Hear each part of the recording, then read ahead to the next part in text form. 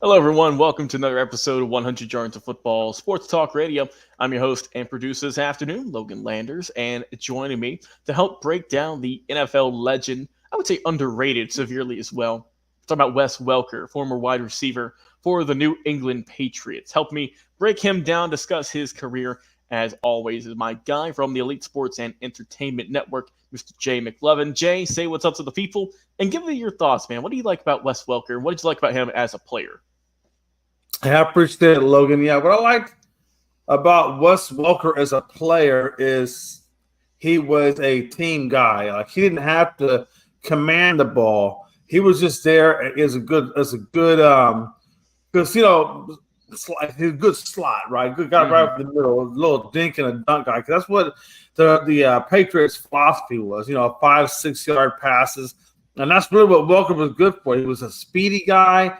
He could get a quick pass. He could get you the yards after the catch, go 10, 12 yards of speed. So I like the toughness that you have from a Wes Welker because you've got to be tough to play in the NFL. At 5'9" at 185, I believe he was.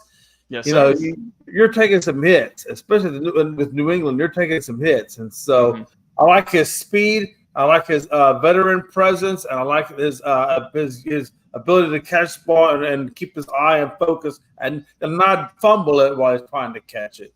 And that's really what I like most about him, Logan. Yeah, I mean, Wes Welker was a guy, and I'll take it all the way back to when he was in high school. He really got it done in high school. He was a guy who ran the ball a lot, got 53 rushing touchdowns, for God's sake, 23 receiving touchdowns. I mean, he was a monster in high school. Also got it done like a lot of high school kids, got it done on defense as well. Got 22 interceptions, 500 plus tackles. So obviously the guy could play. But times were different, right? Back in the late 90s, early 2000s, he was named the Oklahoma Player of the Year, for God's sake. But, Jay, he didn't get recruited much because, as you mentioned, came in 5'9", 185. But I don't know how you don't see those numbers he put up in high school and not even think to give him a chance. And it's funny just looking up about him and his career, doing research, right? So he like I said, didn't get much work, much scholarships coming out of high school into college. And he only got on at Texas Tech because a recruit had backed out of his scholarship and it was given to Wes. So he was kind of a sub-in, he was a fill-in. And, in his career at Texas Tech, he was there from 2000 until 2003, and he made his work in. He started off – the funny thing is he started off as a running back, did good – he got his feet wet there, more so of a slot back, receiving back. 2001, stepped it up a little bit, full-on move to wide receiver. But I would say 02 and 03 is when he really got it going in terms of college stats, over 1,000 yards in each of those seasons, 7 touchdowns in 02, and then 9 touchdowns in 03 in the air.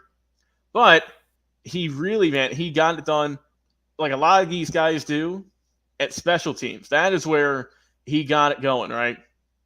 He got 341 kickoff return yards. He got it done there. Also set a then NCAA record for punt return yards with over 1,700. Returned 8 punts for a touchdown throughout his career in college. And that placed him in second place with Antonio Perkins. So that's where he got it done. Was awarded the best special teams player in college football, and got it done there. But like high school, Jay, he didn't get invited to the combine out of college. So once again, you could say the deck was stacked against him. Then it happened in 04. He did not get drafted. But signed as a UDFA with the then San Diego Chargers. Signed out of training camp. But, Jay, he was released after the first game of the season. And a quote from the then head coach, Marty Schottenheimer, he said, releasing Wes Welker there's a quote here, the biggest mistake he ever made. So after that, after the very brief run with San Diego, he went to Miami. He was with Miami with the Dolphins there, 2004 through 2006. And that's the thing, man. He went to the Chargers. The Chargers offered him a slot on their practice squad, but he chose to sign with the Dolphins, where he became a special teams guy, was getting it done there. So we're seeing just kind of the evolution. You see gets into the league, gets immediately cut, doesn't get drafted, and becomes a special teams guy, which is it's a good career, right? But like I said, he was ultimately a wide receiver in college, and he also got it done. As we know, he got it done in high school. Then in 2005, he worked his way up the depth chart, became the third wide receiver spot there, finished the year with 390 punt return yards, 61 kickoff returns, as well as a 22.6 average yards per return there. And coming in 2006, man, a lot of people thought that Miami wasn't going to bring him back. They were going to cut him. But we know the Dolphins in the mid-2000s struggled a little bit. And 5 games in, he was leading the team in catches. He had 29 and also at 299 yards at that moment. But, Jay, then it happened, right? Then in March of 2007, he was traded to the New England Patriots, where his career started to flourish. Like I say, he signed a very cheap deal in New England, and he just got it done, man. He started working, and that is where the bulk of his career really kind of came and flourished. So in 2007, over 1,000 yards, 8 touchdowns, also was getting it done. His role as a kickoff return man and a punt return man, less than some, because he was more featured as a wide receiver. So 2007, he also grabbed 112 catches. I got to mention that, which is almost double than what he had in Miami in the season prior. 2008, another great year, over 1,000+ yards, 3 touchdowns. 2009, 123 receptions, most of his career right there. 1,348 yards, also got 4 touchdowns. And then 2010, he was didn't play the whole season, banged up a little bit. But he came back in 2011, Jay, and that was a really good year for him. 122 catches, 1,569 yards, also got 9 touchdowns. He played one more year in New England there, and that's the thing too. He played a lot of games. He rarely missed time on the field throughout his tenure in New England, and that's why he was, I think, so beloved, because he was just kind of that guy who put his nose down and got things going. And then his last season in New England was 2012, 1,354 yards right there, 6 touchdowns. Then he went on to play for a couple more teams, played for the Broncos for 2 seasons, and then ended his career in 2015. With the St. Louis Rams at the time. But I want to go back because we got to talk about, obviously, with the Patriots. We know that they went to a couple of Super Bowls during that time.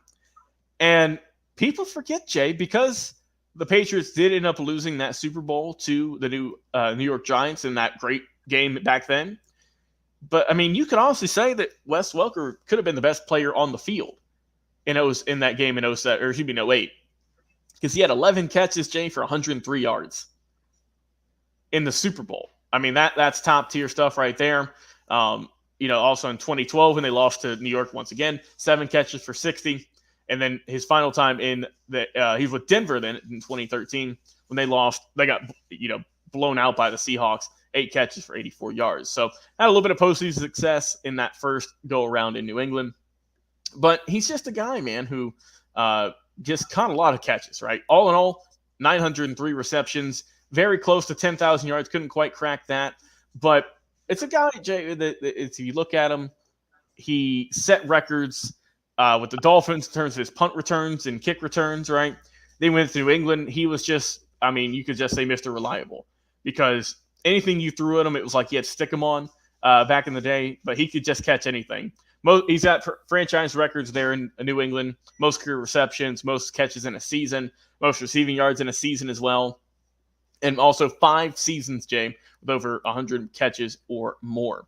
And then, as we know, his career, once it was over, he decided to get into coaching.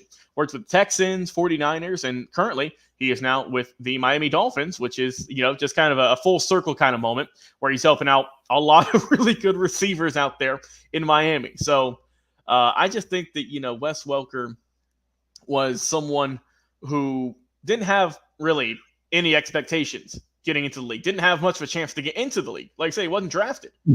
But got lucky, had his moment, Jay, and he grabbed it. He took it. He made the best of he could, and that's why we're talking about him here today. So it was fun, man, to just kind of go back, talk about Wes Welker, his career from – kind of a nobody, right? If you didn't know him in high school, you didn't know much about him. Had a decent career out there in Texas Tech, but then NFL career, off to a great start, had bounced around from a couple teams. But as we know, Tom Brady can make a lot of people look good, and he made Wes Welker really good.